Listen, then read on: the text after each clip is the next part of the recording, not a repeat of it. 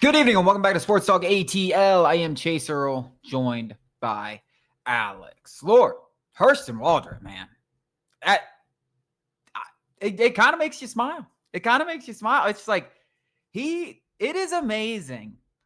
And I know the organization has done a lot of screwed up things to get us to this point in this season, but it is amazing how many young players come through this organization and immediately don't just look like, oh, this guy might be a contributor if I squint hard enough. No, this guy might be like an impact major leaguer really, really soon. I mean, you're talking about Strider, AJ Smith-Shawver before his injury, Ian Anderson, Max Fried, Austin Riley, Kyle Wright before his injury, Drake Baldwin, Michael Harris. I mean, it's incredible the amount of talent. And for a farm system that is consistently ranked 28th or lower, let me remind you that for the last 5 years, the Braves have had the worst farm system in baseball. And go around the league. Outside of the ones that are number 1 and 2, go find an organization over the last 5 years that has produced homegrown guys that you could consider all-star caliber players. You can't find one.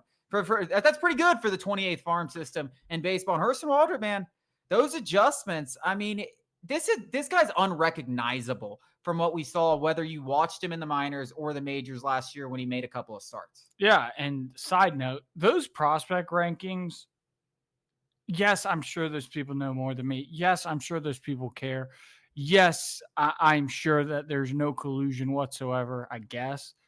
It is preposterous that the MLB ties in significant benefits to those rankings. Significant benefits. If Drake Baldwin had not started this year on the top 100 prospects list, we wouldn't have a chance to win that extra first-round pick if he wins the Rookie of the Year. That is preposterous. Imagine if that were the case in literally any other sport where we're going to take these rankings from people who write about the sport and we're going to affect teams the most valuable asset they really have, which could be a first-round pick. It is preposterous. But Hurston Waldrep, back to Hurston Waldrep. I said last week or maybe yesterday that I don't care what he does, he shouldn't start next year in the rotation, not because of him, but just because of what we've seen. You want 7, 8 guys that you don't mind making a start throughout the season. Now, Hurston Waldrep can start in AAA. Injuries do come. Struggles do come. You just bump them right back to Atlanta. I'm fully off that. There's absolutely no reason whatsoever. I don't care what happens over the next He's got 4 starts left or something like that? 3-4 starts left like that. There's absolutely no reason in hell this guy shouldn't be in the opening day roster next year. I don't care who is acquired. Yeah, it's permanent ink, in my opinion. Yeah. It might have been after the last start, you might have had it there in pencil. We can just erase that if he struggles. But in my opinion, that thing's in permanent ink. I mean, there's too much to like. I mean, the control issues. I mean, this guy was walking, damn near 7 batters per 9 innings for a lot of his minor league career. His fastball was just getting absolutely clobbered. And all of those issues are they're like strengths now. I mean, he's gone completely away from the fastball, which I'm sure you've heard a million times, but it's a cutter sinker combination. The splitter is a ridiculous offering, just an absolutely stupid offering. One of the best secondary offerings in all of baseball, not just on the Braves team, not just among minor leaguers, not just among prospects, one of the best secondary offerings in all of baseball. And there will be blips on the radar, but he still rears back and throws at 98. I saw it the other day. He looks like the real deal, just like we were talking about AJ Smith-Shawver, just like we were talking about Spencer Schwellenbach, just like we were talking about any other of these young arms. He looks like the real deal, and it's damn exciting because this rotation had so many problems. And in the next segment, we'll do a little projecting of what this rotation could look like. But when you talked about all the injuries, you really only felt comfortable about a couple of guys. You can add Hurston Waldrep to the guys that you feel pretty comfortable about. I don't know if he's going to be a frontline guy. I don't know if you can start him. He definitely has the potential. I don't know about all that. I know he can be a major league pitcher next year. I know he can be one of the 5 best pitchers in any rotation, in any rotation in baseball next season. I know that much. Yeah, I know that much. It's pretty insane what he's done. He went from literally being questionable in terms of his career, if he's ever going to, have anything more than a cup of coffee in the majors, to being a permanent fixture in this rotation. I mean, at the beginning of the season, a lot of people were down on him, and rightfully so. He looked awful last year, and AAA and in Atlanta. And this year, for half the season, or maybe even a little bit more, he looked the same. He didn't look good. The turnaround he's made, not just to succeed against AAA, but the jump is not just 1-to-1 going to the major leagues. It's like going from like a 10 handicap to a 5 handicap is much more difficult than going from a 20 handicap to a 10 handicap. That's the jump from AAA to the major leagues, and he's made it seamlessly. The way I know, they're bums. He just shut down the second or third hottest lineup since the All-Star break. They have a WRC plus that's like 110% as a lineup above league average, and he shut them down. Well, he hasn't given up. He's pitched 4 games. He hasn't given up more than 1 earned run. I mean, he has a 0.73 ERA, and most importantly, over 24 innings, he has 6 walks. He's striking guy. I mean, it's great. It's great. I mean, he's put him on there. Put a permanent ink. Thanks, Sean Murphy. Permanent ink that you can put Hurston Waldrep in. Let's get into the rest of the rotation. I heard a lot of conversations on Twitter, a lot of conversations on YouTube comments, on TikTok comments about what the 2026 rotation, who you can trust, health, blah, blah, blah. I understand it all. We love that conversation. We're going to talk about it after the break.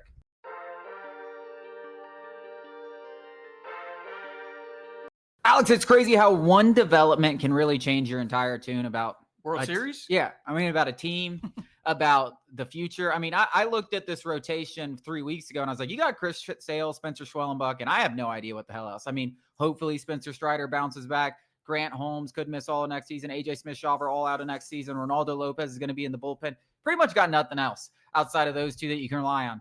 Now you got Hurston Waldrep. We've talked a lot about Spencer Strider. He's going to be in there. So Chris Sale, Spencer Schwellenbach, Spencer Strider, Hurston Waldrep. Those 4, I feel very confidently will start the year in next year's rotation.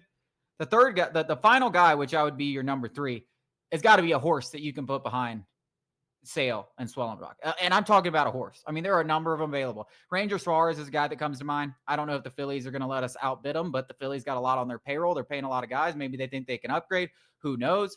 Great 1.43 ERA in the postseason. Great number 3. I mean, the Braves fans should know that as well as everyone. I mean, he pitched against us multiple times and just absolutely shut us down. He's been fantastic. I think he's a great number 3. Michael King of the Padres. Oh. We saw him last year in the postseason. What did he do? Shut us the hell out. I thought I was going to get one by you. Dylan Cease. Dylan Cease, Framber Valdez of the Astros. Like, there, Zach Gallen, if you want to take a flyer, Merrill Kelly. There are so many guys that could fill that role. You have got to go out there and spend money. Like this, the Braves have skated by the skin of their teeth doing this, like, we're not going to spend any money on starting pitching. I mean, they really have. And luckily, they keep producing a ton of guys, or else this would be quite literally impossible. But they have refused to pay starting pitchers. And they went and took a chance on Chris Sale, and yes, that worked like a gem. And they went and Still didn't really pay him. Yeah, I know, that's what I'm saying. Like, they took it, like, they're taking all these, like, no one really wants Chris Sale. Oh, we'll take him. And it's like, oh, he's a Cy Young winner. Like, they have somehow escaped, and they won a World Series with Tucker Davidson and Dylan Lee starting games, and Kyle Wright. Maybe that was the worst thing to ever happen to Alex Anthopoulos, where he's like, do I really need to? Go back to 2020. You know, Michael Soroka goes down. AJ Minter and Bryce Wilson are starting, and Kyle Wright, way before he was Kyle Wright, are starting games in the NLCS against the Dodgers. I mean, the Braves have done this, like, starting pitching, like, voodoo thing, and, like, they got away with it for a while. Finally, all of it came home to roost. They've got to finally just say, hey, spend one starting pitcher. Spending money on the right guy, bringing in that next guy, where now you've got 4 guys. If Spencer Strider does what I think he's going to do, which is prove a lot of these naysayers who say he should go to a closing role or whatever you guys might say wrong, because I believe in the person, I believe in the player. You've got 4 guys that you would love to have on the mound. This is the kind of stuff that makes the margin for error so much bigger, that when you have inevitable things, bumps in the road, you've got the horses to handle it. Like, you are a complete moron if you think next year we are not going to have any injuries. You're a complete moron. It's going to happen, whether it's the full season or just a cracked rib diving off the mound. One of these guys, you can bet your absolute bottom dollar that they are going to spend more than 14 days on the IL. Now, honestly, it's a good bet that 2 or more is going to spend time on the IL. There is no reason for the Braves to continue to penny pinch in that area when it is consistently, 2021 was an aberration. That is not going to happen again. It's malpractice to be wasting what we consider our prime World Series window. And I know this season didn't go how we liked, but guess what? Who knows what would have happened had we did spend some money on some starting pitching. I would go out on a limb and I'd tell you, and no one really has these conversations, but they're true. In 2020, if the Braves had acquired another starting pitcher, they went cheap and they went with Cole Hamels, and then they didn't. I know it was a weird trade deadline because it was the shortened season. If they had another starting pitcher, they'd have beaten the Dodgers. They went on back-to-back World Series. So them not acquiring starting pitching cost us the World Series in 2020. I think you can make a similar argument in 2023 because you're throwing Bryce Elder out there on the road when you have that dominant lineup and you didn't even give your offense a chance. You didn't even give your team a chance. The soul was sucked out of your clubhouse by the third inning because you were down 8-1. If they had gone and spent money on starting pitching, I think you could at least hang one more World Series banner at Truist Park. So stop, tiptoeing around the problem. Just because you did it one time, the stars aligned in 2021. Everything hit other than, I don't even remember who that reliever was that we got, but everybody else hit, all the outfielders hit, and then every single lever and button that Snicker pushed and pulled in the playoffs from a pitching standpoint worked. Everything worked. I mean, we had one of the shakiest bullpens for much of the season. Everybody hated Will Smith, and then he turned into the best closer we've seen for about a month and a half. Yeah, that doesn't happen. Yeah. That's not going to happen again. Yeah, I totally agree. And then, you mentioned those 4, but I definitely think Hurston Waldrep, as we just talked, he could enter his name into a guy that you feel confident. But here's where I get really excited about it. It's better to have him and not need him than need him and not have him, as we've learned. And here's where I get really excited about it because, you're speaking to the depth. I mean, listen to what you have behind those guys. You got J.R. Ritchie, who I believe is on a lot of organizations would be in the majors and be vying for an opening day rotation spot next season. And that's a guy that you have waiting in the wings. Didier Fuentes, I know he struggled this season. Guys, don't give up on Didier Fuentes. He's pitching really well in Gwinnett since he got sent back to Gwinnett. I think he's another guy that in a pinch you could have. And those are 2 high upside guys. So not only do you have depth, you have potential upside like we've seen with Hurston Waldrep this season. Grant Holmes, if he comes back, you got I hope he comes back. We don't know, but if he does, definitely got. He tweeted something out about how how it is not a foregone conclusion that he's going to miss next season. And then I think you bring back Joey Wentz, and I think Joey Wentz has done enough to be a long reliever, and he can start in a pinch. And now you're talking about 9 guys with upside 1 through 7. That is what it is. And all it takes, it's not going out there and get 3 starters this year, go get some innings. No, go out there and just buy. The one that you like the most and pay him. The argument is tailor-made to go. I mean, we're paying Chris Sale. What are we paying him next year? 17 and a half? I think it's 18 and 22 next year. And we're paying Strider 20. That right there. I mean, go look at the other rotations around the league, and they're paying more. They're paying their rotation $60 million. And this is the exact kind of window when you've got Ronald Acuna Jr. on a slave deal. You've got, if you need to shed some salary, this is the kind of stuff where I'm like, okay, Sean Murphy, bye. We've got Drake Baldwin, again, making minimum wage right there. This is the exact, go cheap on shortstop. I don't care. People hate Nick Allen, but if the rest of the guys are doing their job, it shouldn't even matter what Nick Allen does with the bat. That's the kind of stuff where it's I don't think we'll have to do that because we reset the luxury tax. We went way down in payroll this year. They keep saying it's going to rise. So if it was going to rise from last year, if you do the math, We've got about $60-ish million to spend from this point to what that should have been. So there's absolutely no reason whatsoever we should not be able to have the luxury of Sean Murphy and Drake Baldwin behind the plate, figure out the DH role, keep Ozzie. I don't give a damn, but just go and get a third guy that you're like, he can win us a World Series game if it came down to it. Yep. No, I just, to me, I was going through this. I made a TikTok. If you don't follow us, check us out at Sports Talk ATL. But I was like, dude, you only need one. I also wrote an article about it. Go check it out at sportstalkatl.com. You get to see it everywhere. But you only need one guy. Just one guy. Literally all of those guys that we named to start. The Michael Kings, the Dylan Ziggy's, Alex Michael King's mine. Literally just sweetheart. Say, find the one that you love, right? Just like Michael King's your guy. To me, it's Ranger Suarez, but I don't give a damn which one it is. Like, right? Find the one that you're in love with and just pay the damn man. Just literally, it's okay. Every other team is out here paying starting pitchers in free agency. You don't have to be the one team that doesn't. At a certain point, you have to gamble on somebody.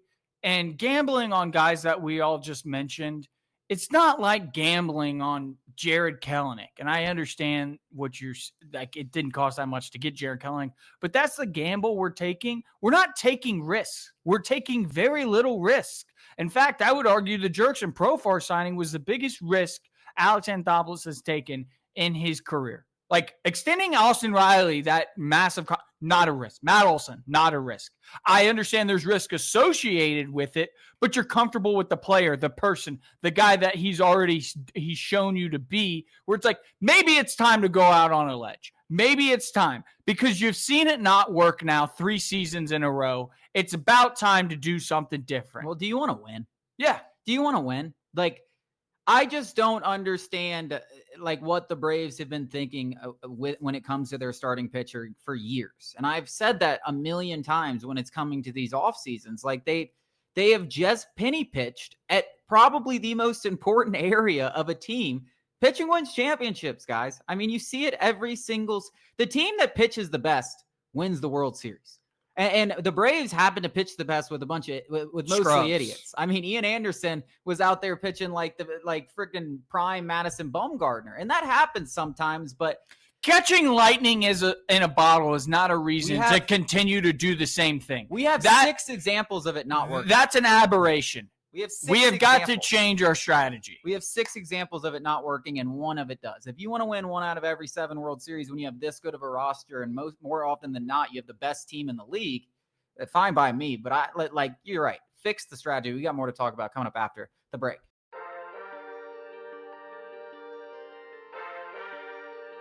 We got a very unclear update from ESPN's Jeremy Fowler regarding Kaleb McGary's injury. He said there's no timetable, but he's out. Like, there's no timetable. We don't know what the injury is. We know it's a lower leg injury, but he's out. He's going to be out for the foreseeable future. To me, Alex, this sounds like, if I were just to guess, I guess let's play the guessing game. He's going to miss at least 7-8 weeks of the season. All right, I wasn't going to go that far. I was going to go like 4 or 6. I'm thinking it's like a sprained MCL or like a sprained patella tendon. Can you sprain your patella tendon? I'm not a doctor. I mean, neither. Let's get Hanzo in here. Hanzo, happy birthday. Yeah, I think, and those are, for an offensive lineman, less serious than, say, somebody who needs it like Bijan Robinson. So I'm going to go 4 to 6 weeks, but it doesn't matter. There is absolutely no way in hell this team can trot out Elijah Wilkinson. Check notes. Yes, that Elijah Wilkinson, who Jalen Mayfield replaced. Maybe we should ring up Jalen Mayfield. He played right tackle at Michigan. I don't know what they do because these guys are not available. You have to trade for somebody, but who's trading away a starting caliber tackle? So I've been kind of just following people that pay close attention to the Falcons on Twitter and seeing different theories, and one that seems to be gaining some traction. And when I listened more about it, read a little bit more about it, I was like, okay, it's dependent on if person. No. Dependent on if like this is internally. Like, if our options internally. Yeah. So Charlie Warner. No. Kyle Pitts. Yeah. Throw Charlie Warner at right tackle and just Bijan can do everything. He really could. I'm convinced Bijan. Bijan, great running back. You could shuffle the line of scrimmage around, I guess. Great. Michael Penix is mobile if he's running in a straight. Oh, line I was left. serious. I meant like, what would the answer be? Putting Jake Matthews on the right side. That was the start. Jake Matthews as your right tackle. Bergeron out. Yeah. Bergeron played left tackle in college. Jake Matthews has experience playing right tackle. Now, Jake Matthews, your most experienced offensive lineman, is protecting Michael Penix's blind side, which might be the best case scenario anyways. I know he hasn't played there in a long time, but that was like kind of the theory. I don't hate that. I mean, I would rather do that than put Bergeron on the right side at tackle. I guess the idea behind that is, Jake Matthews is a veteran. If you wanted to put more on somebody's plate than they really need or can handle, you might as well lean on the veteran who's been there, done that. So I don't mind that, because if you're trying to break somebody in, guard is probably better to do it at, somebody new. Well, if he sucks too, it doesn't hurt you nearly as much. Right. It doesn't hurt you nearly as much as someone at right tackle. They're both going to suck. You're just going to have to tailor your game plan to whether it's rolling out the pocket. If you can't, protect on the interior, if you can't protect on the outside, then you've got to design something where, you're the tight end staying. Like, it's going to be a group effort. Yeah. I mean, regardless, it's much easier to replace a left guard than it is a right tackle. I think we can agree on that, whether that's internally, whether that's finding someone externally. So if they do believe Jake Matthews, and I just want to do a little caveat that if something like that were to happen and Jake Matthews were to move to right tackle in this pinch and perform well, I mean, he's got to go down as he's already up there with an all-time Falcon, but that would be such a boss, veteran. It's dude, whatever, I'll play right tackle. And he does a good job of it. That would be you start earning and then legend, goes back to left tackle. You start earning legend Falcon status. You just saved our season right there. There's no easy answer. I don't think that's a bad idea. I mean, I honestly think that could work better than actually going and trading for there's just nobody is going to be available. You're seeing all these trades right now. That's at a surplus, interior defensive tackle, wide receiver, all these pre-waiver wire trades that are happening. Those are guys that weren't going to make those teams and another team needed it. Whether it's a running back, you're seeing Brian Robinson getting, floated on the trade block there. That doesn't exist for tackles. That doesn't exist, especially for somebody at right tackle that you are comfortable with being the blind side. There's even less of those guys. So I think that might be whoever. I think that's a good idea. I don't think I'm kind of getting on board with it. I don't think that's a terrible idea. It might. Simply put, the game plan, whoever the hell is going to be in there, is going to have to be to establish the run and get Michael Penix either on the outside, rolling out, or out of his hands very quickly. Because there is no way in hell, even if Jake Matthews is over there, there's no way in hell you need to be having that guy back there for, on a 7-step drop. Unless it's 7-step drop and he's flicking it up to the ceiling. I thought the funniest quote of the entire week came from Raheem Morris, and it was just when all of these coaches are lying to you, right? Especially in these press conferences. They're politicians. Yeah, and Raheem Morris and Terry Fontenot and the Falcons politicians. Have done it more than anyone. I mean, we have gotten red in the face talking about how much they lie to us. But it's most of them are white lies, and some of them you can't tell because you don't know enough about football. So it's oh, yeah, that's probably BS. But when Raheem Morris got up there after this injury and says, I feel great about our backup offensive lineman. One, Storm Norton's injured. I laughed so hard when I saw that quote because it was no, you don't. There's literally no. We all watched those preseason games.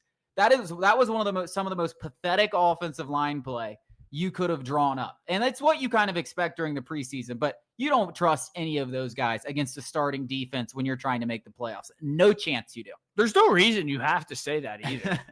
Kirby Smart is the king. Nick Saban used to do it all. These guys suck. He'll say it. Even if they don't suck, he'll say these guys suck. Steve Spurrier was hilarious when he said this kind of stuff.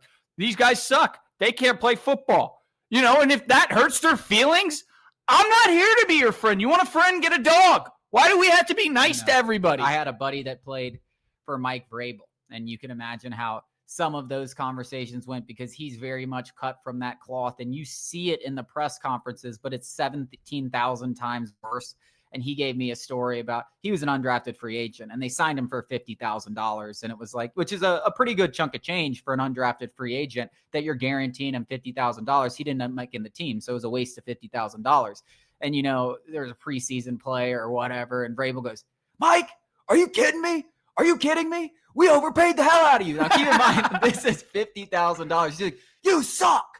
You are not making it in this league. I love that. We need maybe more of that. And maybe Raheem is a little bit like that. Where, I think behind you cannot be a football coach and not be like that behind closed doors. Yeah. But it is so funny when you're so PC that you can't even. I can't even imagine Raheem getting upset. I can't even imagine Terry. He's a defense. Terry. I can't imagine it. I know, because they're so good at this. But like, we need them in public office. They will lie to your face so much, even about the most blatant lies, and you're just like, come on, bro, you don't mean that. You don't believe like that was one where I was like, you definitely don't. We got more to talk about coming up after the break.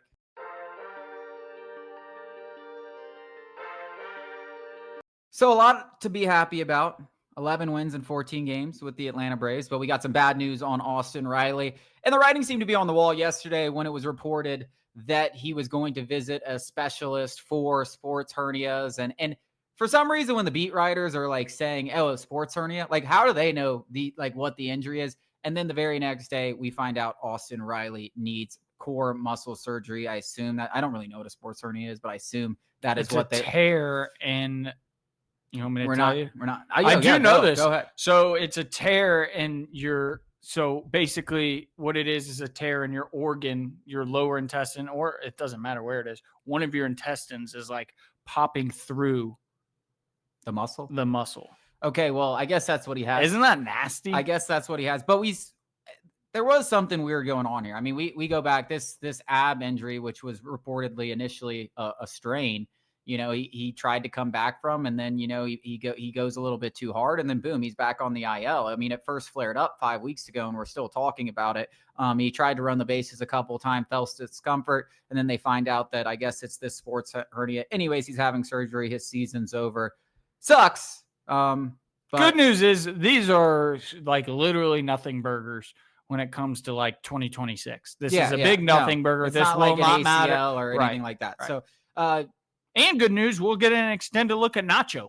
Yeah, it's a silver linings. I'm saying it makes it interesting though for Austin Riley going into 2026. I mean, we're definitely getting big prove it year. Yeah, and I guess it is a prove it year to us, but I mean, he's already getting paid, so what? Like, he's proven he's a good old boy. That guy is guy is not Anthony Rendon, where he's like, I'm fine collecting a check. That's not what I was trying to say, but it's just like, you know, there's not really anything on, like, we're paying him no matter what. But to us, yeah, it's like, it's time for him to start living up to this contract. It's past time. I saw somebody else try and defend Austin Riley the other day. And I don't know how many different articles I did about it, but, you know, you can go check them out on the site. Just go and search Austin Riley and you'll find one. Just any of the living up to the contract. I did multiple of them. And you can go and look at that 21, 22, 23 year. 2024 and 2025 have been like substantially less from like a overall perspective compared to the rest of the league. So anytime from those years compared to the rest of the league, he's on average 30% better than the rest of the league. Sometimes as high as 35, obviously sometimes as low as 25. That's where you get 30. Last year and this year, he's like barely above 10%. Now, that's still good. I'm not acting like this guy is Mike Harris or Ozzie Albies, first half Mike Harris, but it's still not what you expect from the highest paid player in franchise history. Yeah. I mean, and there is no defending that. There is no defending that. Of all the Hall of Famers that have walked through the doors, from Hank Aaron to Chipper Jones, and I know timing has a lot, you know, guys get paid more, especially now. It's like already doubled just from like 10, 15 years ago. But he's still the highest paid player. You've got the mantra. He's still the highest paid player to ever walk through the Atlanta Braves clubhouse. And the expectation, as I've said on several occasions, about who he is as a person, who he is as a leader, his consistency before that contract, was that you had a mantle here, right? In Atlanta. You had Chipper Jones. He passed it to Freddie Freeman. Freddie Freeman wasn't passing it to Ronald Acuna. He was passing it to Austin Riley. Like that contract that Austin Riley signed was very similar to the 8-year, $135 million Freddie Freeman signed when he was, pre-arbitration. Like that is that is the kind of contract you give to a guy that you're like, you are the leader of this team. You the heart and soul of this team. That's what they expected from Austin Riley. And I'm not saying he's not bringing it from a leadership perspective, or anything like that, but he's got to look at the numbers. The performance has to be better. I mean, he doesn't have to be an MVP candidate, but he's got to be, I do think a top 10 MVP. That's what I'm expecting. Ronald Acuna. No.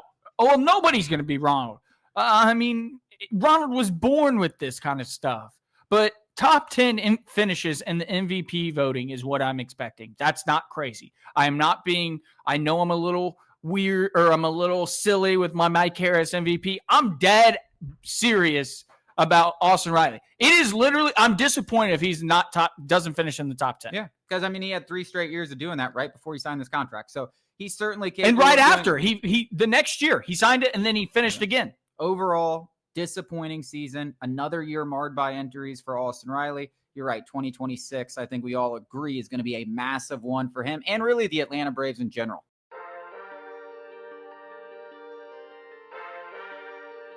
We got a big Nick Saban guy on our show, and it's not me, so figure it out who the guy is. I used to hate him with such a burning passion, and the moment he sat on that College Game Day set, I did the quickest 180 you've ever seen.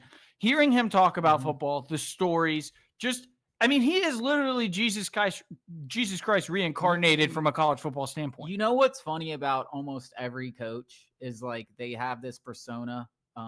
Some of them are rough. Some of them, they all have their different personas, and none of them typically seem very likable. And then you get them out of their coaching setting, and it's like Bill Belichick's kind of funny. And you understand Steve Spurrier. Yeah, you understand like why they're able to relate to such a variety of human beings, which is what you have to do as a coach. I mean, everybody comes from different backgrounds, different races, different, everything. And you have to kind of be able to understand how people are coached. So you have to be super understanding of people's personalities and have a great personality yourself. And once they get out of that, it's like, oh, you're funny. The best. Yeah. I'd love to get one guy who is like the exact opposite, Dan Mullen. Every time I hear that guy sing, I'm like, God, I was right to hate him. Yeah. He's the worst. They're definitely outliers, but for Brian Kelly could be one of them too. That's true. Like that guy, I think the perception is Brian Kelly sucks, and then you hear him talk, and it's like, God, he kind of does. And we're LSU fans. Yeah. I got an LSU shirt on. Yeah, they're definitely outliers. Drinkowitz is one of them. I kind of like him. Like him as a coach and like him. Well, I like him. We're getting away from whatever the topic of conversation here. And the conversation is that we brought up earlier today, maybe 10 minutes ago, maybe 10 hours ago. Who knows? If Nick Saban were to come back, which we've heard little murmurs, and I think they're just murmurs. Who was it? Greg McElroy. If he were to come back, what would the situation be that he would come back? Where would he go? West Virginia. No, I'm just kidding. Rich Rod. I think Rich Rod's going to do great things for West Virginia. And maybe this is a homer pick. I don't know. But like I could see Brian Kelly flaming out and never getting it done. And Nick Saban loves LSU. I know Bama fans might not want to admit it or accept it, but he loves LSU. He's in the Louisiana State Hall of Fame. Like this guy, he cultivated. Bama was in the depths because of those suspension or they got sanctioned and stuff before Saban got there. But LSU was absolutely nothing before Saban got there. I mean, you have to go all the way back to Billy Cannon before we even had something to hang our hats on. And he came in there and built it from the ground up. Mm-hmm. He had some attachment to that. So to me, I think the college football thing is, off the table. Like I thought we were you just set me up. Yeah. You just threw me under the bus. Yeah, you got set up. Oh my God. You like that? To me, I think the college football thing's off the table. Even though I will leave out just a glimmer of hope if Kalen DeBoer pisses down his leg and completely embarrasses the university that Nick Saban would be like, he comes down from his like big King's castle down there in Bryant-Denny Stadium and he's like, enough. and he just goes back there and goes back to coaching as long as Mr. What if he comes back like what's his face when Lincoln Riley left Oklahoma? He just coaches a bowl game or something. Just one last time. I could see him doing that. Like, get out of here. You don't even get to coach this team in the bowl game. I'm going to pick the next coach, something like that. And then they go on a run and they're like, I want to come back. I think there's two scenarios that like I could, if you squint hard enough, I see a little bit of light there. One being the Kansas City Chiefs, if Andy Reid were to decide to retire, which could be on the table. I don't know. It doesn't sound like he's ready to retire, but if something like that to happen, opportunity to coach Patrick Mahomes and win a Super Bowl, I think would be very enticing to Nick Saban. The other one would be wherever Arch Manning goes. If he's the number one over, if he's as good. That's so chalk. If he's as good. That's so chalk. I think it has to be a place that is, I think he has more respect for Joe Burrow than Arch Manning. You think he'd go to Cincinnati? I don't think he'd go to Cincinnati, but I'm saying he saw Joe Burrow. The best teams that Nick Saban had, that 2019 Bama team was serious. If Joe Burrow were in New York, I'd be right there with you. Nick Saban ain't the glory. I need glory. This guy is a hillbilly. This guy's a hillbilly. He's from the boonies. I still think it's Cincinnati and the way that they handle business around there. Sure. That's a better reason than I agree. I agree that. And I'm not talking about the Jets. I'm talking about the Giants. He went to LSU, and LSU didn't have their crap together whatsoever. So maybe Paul Brown, since he's owner, just needs somebody to say, like Saban, like, hey, shut up and let me do this. Let me do this. You got any? I don't mind. I agree that it has to be a team that clearly he's not going to go do the whole Drew Brees thing, everything like that he already, in the NFL with the Dolphins and everything like that. So he would go somewhere where a young quarterback is already there, already established, and he could just take over. I'm trying to think of a Michael Penix. No, I'm just kidding. I would be so happy. I don't even know like a young. The Panthers, Bryce Young. I mean, they never fired Canales. I mean, they got Jaden Daniels, Quinn. I don't know. I still don't even think Jaden Daniels is more. I guess it'll be a couple years from now. But Daniels could be interesting. It would be something. It would have to be somebody in the NFL where the established Justin Herbert. Well, Jim Harbaugh. Jim Harbaugh's not leaving anytime soon. Gosh, I don't even know. I mean, there's only like 3. The Bills. That's a good Bills. One. That's a good one because McDermott's definitely. He's so gone. Like even if McDermott, he's not a bad coach. No, he's not. McDermott loses in the playoffs again. Eventually, they're gonna have to be like, all right, you just can't. It's not Josh Allen. I mean, we know that. You literally just cannot get and especially. And he would embody that. Oh, this would be good. Nick Saban. This could be good. Just see, like this is why we have these conversations because we drum up an idea, and now that idea, you can put that on the board. Nick Saban's going to be the next head coach of the Buffalo Bills. Does he like the cold? I don't care.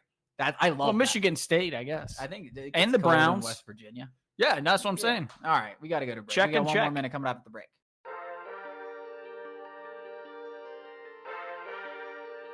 We got a piece of breaking injury news. Spencer Schwellenbach and Ronaldo Lopez will not be returning this season, but that's not the interesting part. The interesting part is that Ronaldo Lopez does not want to be a reliever. He wants to continue to be a starter. I think we've kind of written off that thing.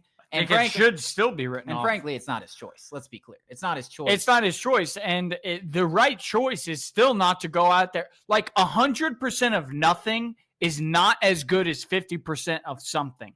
Like a starter's more valuable than a reliever, but if you're not available at all, it doesn't matter. You'd rather have 50% of something than 100% of nothing. And like I said, you got to go out there and spend money this offseason on a starting pitcher. There's just not going to be that many spots.